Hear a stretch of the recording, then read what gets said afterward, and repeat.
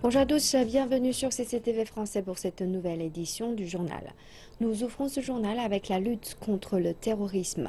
Le secrétaire américain à la Défense, Ashton Carter, s'est défendu de toute américanisation du conflit en Syrie. Il a annoncé l'envoi de troupes au sol supplémentaires destinées au combat contre les militants de l'État islamique. Il souhaite que les soldats américains entraînent et assistent les combattants locaux dans la lutte contre le terroriste islamiste. De son côté, le directeur du FBI, James Comey, a déclaré devant le comité judiciaire du Sénat que ses enquêteurs cherchaient à savoir si oui ou non l'État islamique se cache derrière le mariage des auteurs de l'attaque de San Bernardino. Après les attentats de Paris et la fusillade mortelle de San Bernardino en Californie, les responsables gouvernementaux de Washington DC se sont mis d'accord sur le fait que l'État islamique devait être combattu sur le sol américain sous peine de voir se répandre la terreur dans le pays.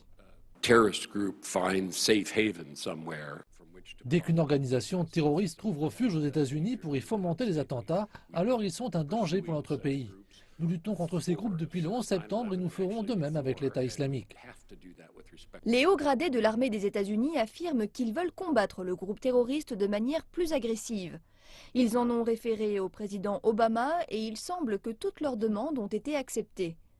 L'un d'entre eux veut s'en prendre à la principale source de financement de l'État islamique, le pétrole. Un autre veut plus de troupes américaines et locales pour diriger les frappes. Le vice-président des chefs d'état-major déclare que 40% des avions américains décollant avec des bombes reviennent sans les avoir lancées. Nous avons entraîné des Syriens, membres des nouvelles forces syriennes, ainsi que des Irakiens pour nous fournir avec la plus grande précision la localisation des cibles lorsque cela est nécessaire. Les soldats américains examineront et évalueront par la suite ces fameuses cibles. La capitale de l'État islamique en Syrie, Raqqa, sera la cible principale de plus de 200 soldats américains supplémentaires dans la région. C'est l'une des raisons pour laquelle nous avons recommandé en toute autorité d'envoyer des forces spéciales en Syrie pour tisser un réseau de renseignement. Ainsi nous saurons quelles forces sont disponibles pour mettre la pression sur Raqqa. D'autre part, le FBI déclare qu'il entrevoit l'inspiration de l'État islamique dans le massacre de San Bernardino.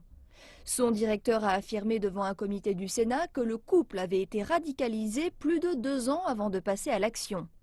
Cela signifie que le gouvernement américain n'a pas su déceler la dangerosité de Tafshin Malik lorsqu'elle est venue aux États-Unis se marier avec Syed Farouk, muni d'un visa financier. Do you agree with me that if it was arranged by a terrorist operative of organization, that is a game changer? Ce serait en effet une information de première importance. Nous travaillons sur cette question pour tenter de comprendre ce qui s'est passé. Le président turc Tayyip Erdogan a rencontré le président du gouvernement régional kurde d'Irak, Massoud Barzani, afin d'évoquer les tensions entre Ankara et Bagdad. Selon des sources proches du président turc, Erdogan aurait fait part à Barzani de la détermination de la Turquie à combattre tous les groupes terroristes. Il entend par là le groupe État islamique, mais également le Parti des travailleurs du Kurdistan, ou PKK, qui est basé dans le nord de l'Irak. Barzani est arrivé en Turquie mercredi pour entamer une visite de 2 jours, durant laquelle il a également rencontré le Premier ministre turc, Ahmet Davutoglu.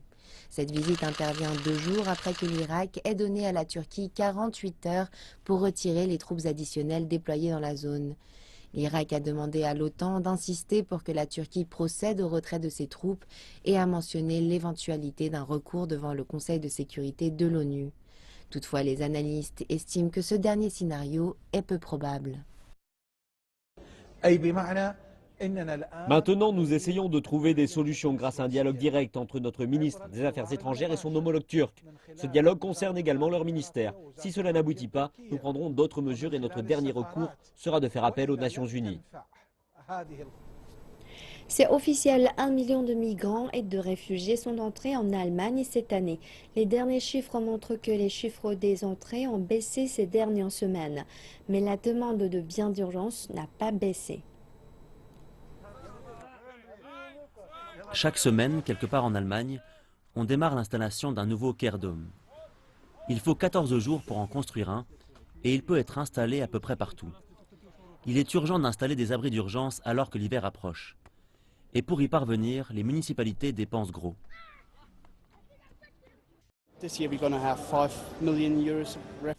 Cette année, nous aurons des revenus de 5 millions d'euros. L'année prochaine, ce sera 20 millions. Et l'année d'après, en 2017, nous prévoyons de monter jusqu'à 37 millions. C'est ainsi pour le moment, car cela correspond à la valeur actuelle de nos contrats. À l'intérieur de l'espace chauffé, d'autres choses sont proposées. Une entreprise de restauration fournit de la nourriture. Il y a une aire de jeu. Ici, les traducteurs sont indispensables. C'est un microcosme de la frénésie de dépenses engendrée par l'arrivée des réfugiés.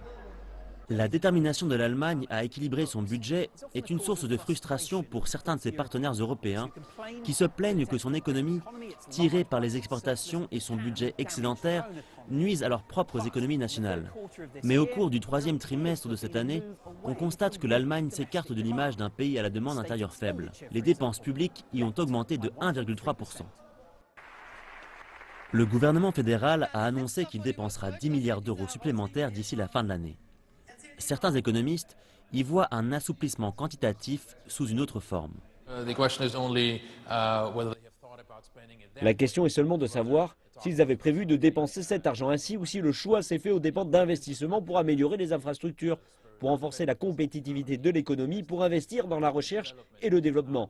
Aujourd'hui, nous construisons des abris d'urgence, des villes, nous achetons des vêtements et ce ne sont pas des investissements qui vont être utiles à l'Allemagne sur le long terme. Les derniers chiffres montrent que le nombre de nouveaux arrivants a baissé ces dernières semaines. L'injection continue de liquidités suggère que les autorités pensent que la tendance actuelle sera temporaire. Les prix du pétrole brut ont atteint leur niveau le plus bas en plusieurs années. Cette chute est liée à l'inquiétude des marchés concernant la production excédentaire mondiale et la diminution soudaine des stocks pétroliers américains. Pour le mois de janvier, le prix de référence américain donné par le West Texas Intermediate a diminué de 35 cents et atteint les 37,16 $ le baril. Cela constitue le niveau le plus bas depuis février 2009.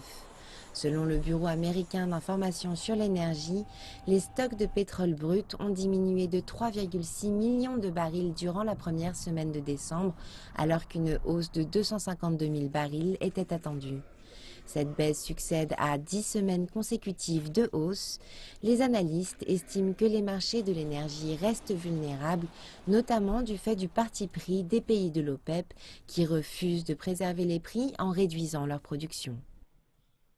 Aujourd'hui, nous avons assisté à une sorte de rebond des prix du brut qui a été engendré par la baisse des stocks pétroliers. Le problème est que les prévisions étaient 2 fois inférieures au nombre d'aujourd'hui et que cela a ravivé la peur des consommateurs et contribué à l'entretien d'une demande très tiède. À Paris, la plupart des pourparlers tournent autour de la limitation des émissions de gaz à effet de serre et de la réduction de la dépendance au pétrole. Les géants du gaz et du pétrole doivent maintenant explorer des parties du monde les plus hostiles et creuser encore plus profond pour puiser ces énergies. Dans la ville de Dead Horse, en Alaska, pour assurer l'approvisionnement en gaz et en pétrole, des équipes travaillent 3 semaines d'affilée avant de se reposer pendant 3 semaines. Cette partie nord-est de l'Alaska est parsemée de puits de pétrole. Elle est aussi sillonnée de routes couvertes de glace et par un oléoduc. Bien au nord du cercle polaire arctique, à proximité de la ville de Dead Horse, on peut voir le point de départ d'un des plus longs oléoducs de la planète, l'oléoduc Trans-Alaska.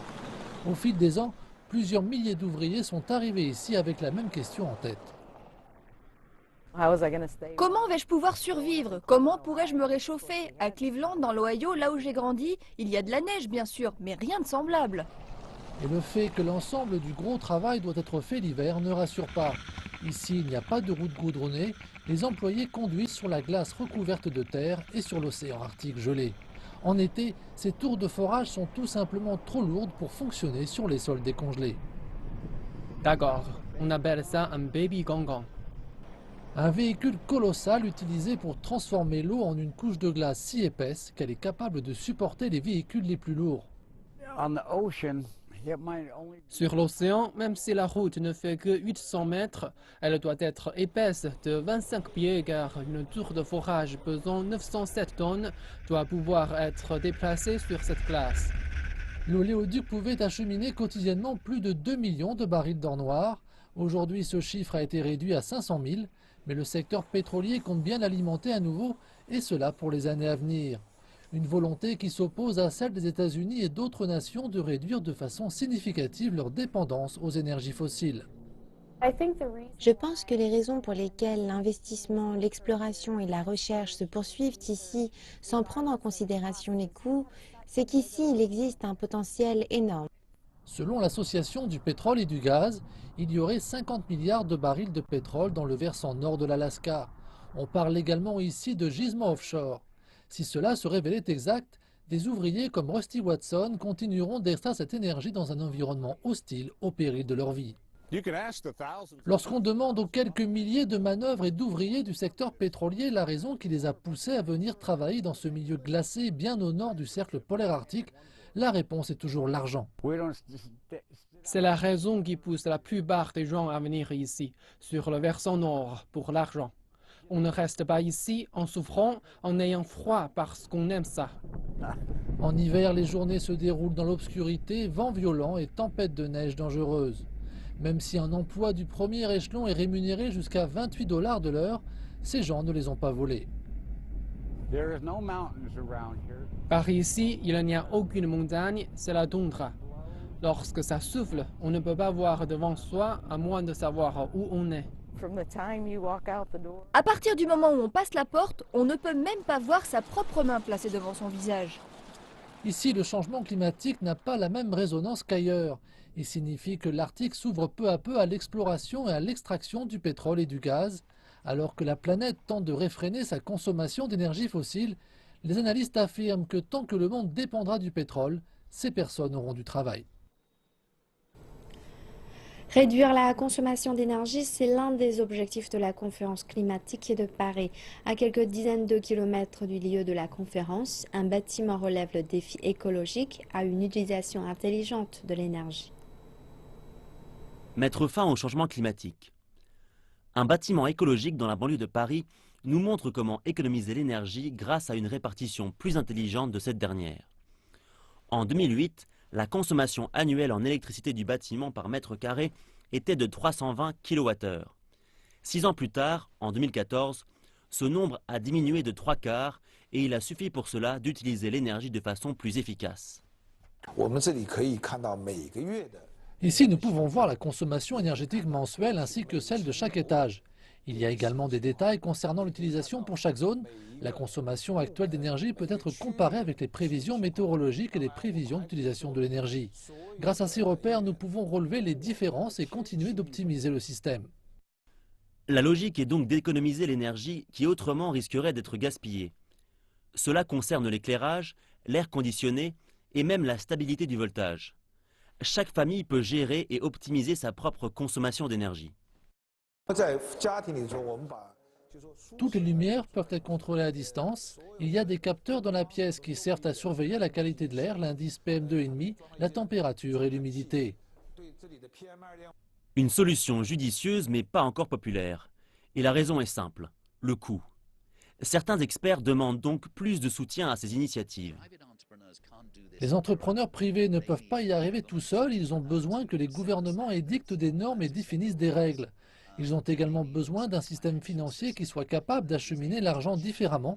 Il est vrai que les bâtiments écologiques coûtent un peu plus cher, mais ils deviennent rentables beaucoup plus rapidement. Alors que l'attention internationale est concentrée sur la question du changement climatique, de nouvelles solutions émergent. Les réponses à ce défi sont différentes en fonction des personnes. Et l'objectif est de trouver le bon équilibre. L'administration générale chinoise des douanes a publié ce jeudi les chiffres du commerce pour le mois de novembre 2015.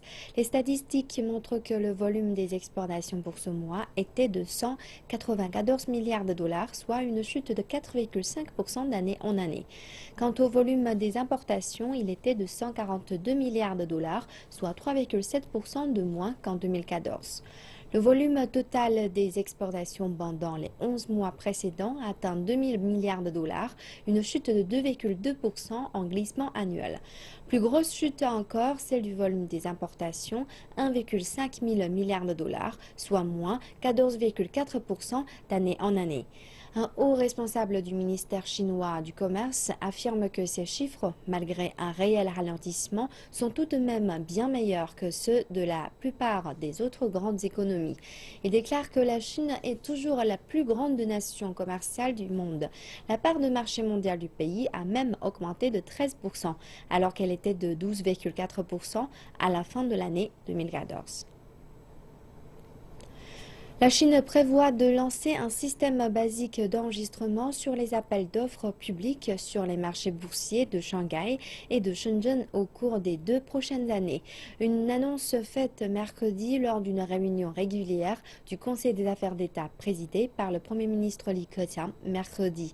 Le Conseil des affaires d'État attend désormais l'approbation de la proposition venant de l'Assemblée populaire nationale. Quels avantages et changements ce système apportera-t-il au marché boursier chinois? Tout de suite, plus de détails.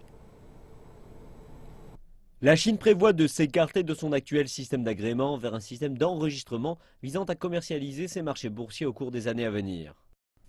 Alors qu'on avance vers la mise en place d'un système d'enregistrement, les entreprises n'auront pas besoin d'approbation administrative, ce qui signifie que les listings seront commercialisés. En vertu de ce système, les entreprises de faible qualité seront poussées vers la sortie des marchés et les bonnes pourront y accéder. La circulation du marché y sera plus rapide que précédemment. La Commission de régulation boursière de Chine est désormais responsable de la révision et de l'approbation des introductions boursières. Les marchés boursiers passeront en révision les documents et décideront des introductions boursières proposées par les entreprises après que le système d'enregistrement soit opérationnel. Avec le système d'enregistrement, les entreprises qui veulent être listées sur les marchés pourront faire leur demande auprès des bourses. Ces bourses vérifieront l'ensemble des documents. S'il n'y a aucune violation ou condition non respectée, alors les entreprises pourront accéder au marché. Avec le système d'enregistrement, c'est au marché de décider si une entreprise a de la valeur. Et les marchés décideront du prix de l'action.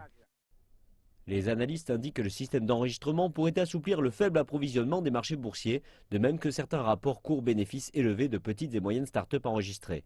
Les analystes s'attendent à ce que la Chine voit une explosion des entreprises inscrites après la mise en place du système d'enregistrement qui devrait avoir un impact à court terme sur le marché.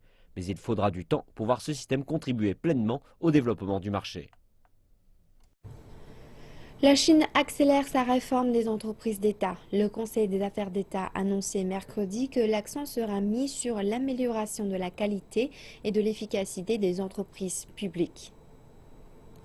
Ces entreprises ayant connu un peu plus de 3 années de pertes consécutives, ainsi que celles ayant des capacités de production excessives, seront autorisées à se déclarer en faillite ou à être vendues. Il est attendu que ces mesures permettent l'optimisation de la qualité des actifs d'État et l'amélioration de la performance collective des autres entreprises. Le Conseil d'État prendra d'autres mesures, dont celle d'encourager les innovations, d'améliorer la structure managériale et de faire avancer la réforme de la diversification des titres de propriété. Le chercheur Zhang Xiaochun de l'Académie chinoise de la gouvernance dit que ces mesures sont cruciales pour la croissance des entreprises d'État.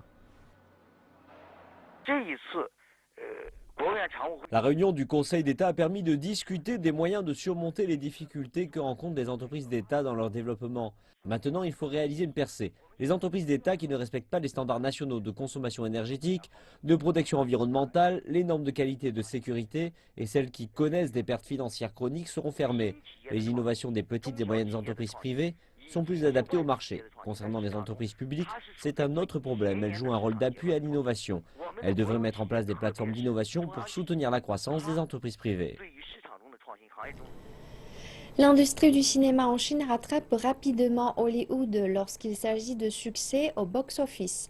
L'industrie explose, poussant certains cinéastes à regarder au-delà de leurs frontières pour y trouver de nouvelles opportunités, dont l'Australie.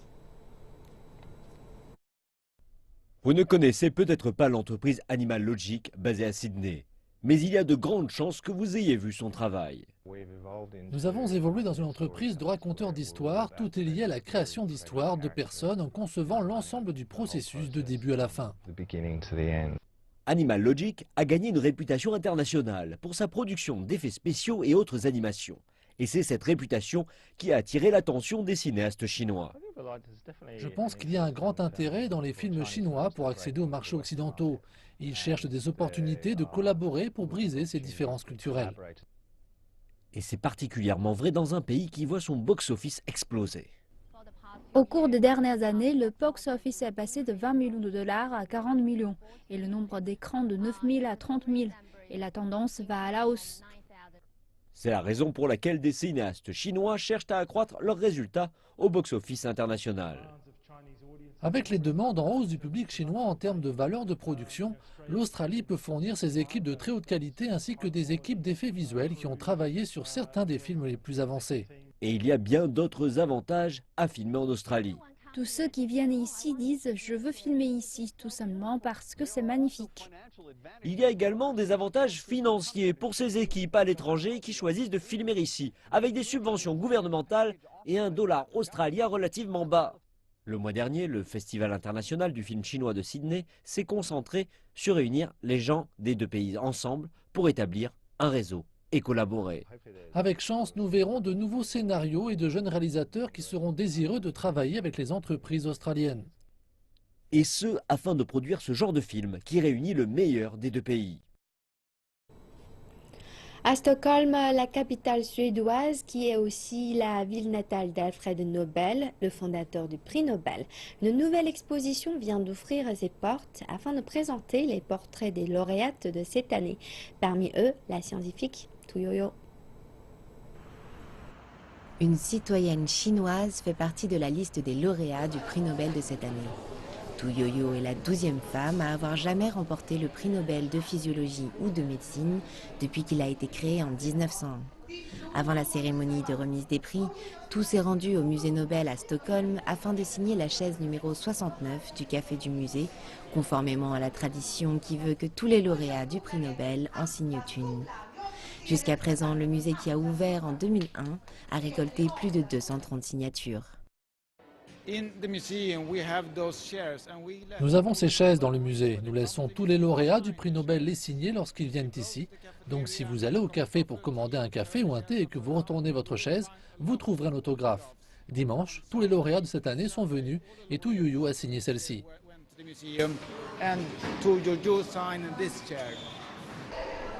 L'exposition comporte une donation de Tu Youyou au musée. Il s'agit d'un livre chinois sur l'artémisinine publié dans les années 70. Peu de membres de notre personnel sont capables de lire le chinois, mais certains d'entre eux ont étudié la langue et y parviennent. Il y a 2 ans, lorsque Mo Yan a reçu le prix Nobel de littérature, il nous a fait cadeau de ses œuvres complètes en chinois. Avec tous ces ouvrages à disposition, nous avons de quoi apprendre la langue. Cette exposition offre l'opportunité d'en apprendre plus sur le prix Nobel et son fondateur, ainsi que sur ses lauréats et leurs projets novateurs. Plus de 800 lauréats se sont vus remettre le prix Nobel. Chacun d'entre eux est présenté au moyen de son portrait et d'une citation. Voilà, c'est la fin de cette édition du journal. Merci de nous avoir suivis. Excellente suite de programmes sur CCTV français.